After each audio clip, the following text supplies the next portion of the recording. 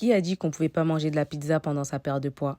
Vous l'aurez compris, aujourd'hui, je vous partage une recette facile, rapide et délicieuse pour faire de la pizza. Premièrement, vous allez prendre des oignons, les mettre dans l'huile, ajouter vos épices, donc sel, poivre, ail, tout ce que vous aimez. Vous allez mélanger le tout. Ça, vous l'aurez compris, c'est pour la garniture. Donc, une fois que vos oignons seront cuits, vous allez ajouter la viande hachée. Comme pour les oignons, vous allez ajouter vos épices, donc ail, sel, poivre, etc. comme vous le voulez. Et ensuite, vous allez mélanger jusqu'à ce que la viande soit bien cuite. Ensuite, vous allez prendre vos patates douces que vous aviez mis au four au préalable pour qu'elles soient bien molles. Moi, je les avais mises 1 heure pour qu'elles soient molles et qu'on puisse les aplatir comme je le fais avec la cuillère. Ensuite, vous allez rajouter de la farine complète à la patate douce et vous allez mélanger. Donc oui, seuls ces 2 ingrédients vont suffire pour faire votre pâte à pizza. Une pâte à pizza hyper bonne pour la santé.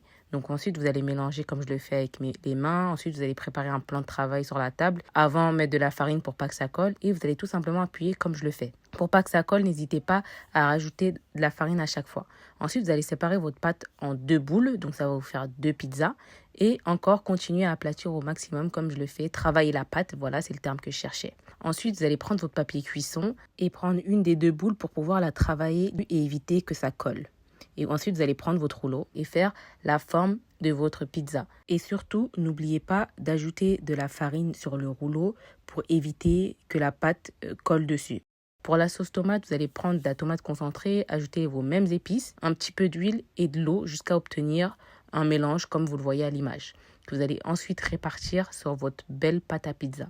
Ensuite, on va aller chercher notre viande hachée qu'on va répartir sur la pâte. Ensuite, moi, ce que j'ai pris des champignons. S'il y a d'autres choses que vous aimez bien, vous pouvez mettre ce que vous aimez. Moi, j'aime bien les champignons, donc j'ai mis des champignons. Ensuite, du fromage râpé. Donc, sur une pizza, j'ai mis que ça. Et sur une autre, j'ai mis du fromage de chèvre. Ensuite, ça part au four. Vous voyez le rendu, ça donne ça. Honnêtement, ça me choque une pizza à base de patates douces. C'est hyper bon, validé par les enfants. Donc voilà, testez. Dites-moi en commentaire ce que vous en pensez. Mais oui, on peut manger de la pizza pendant notre perte de poids.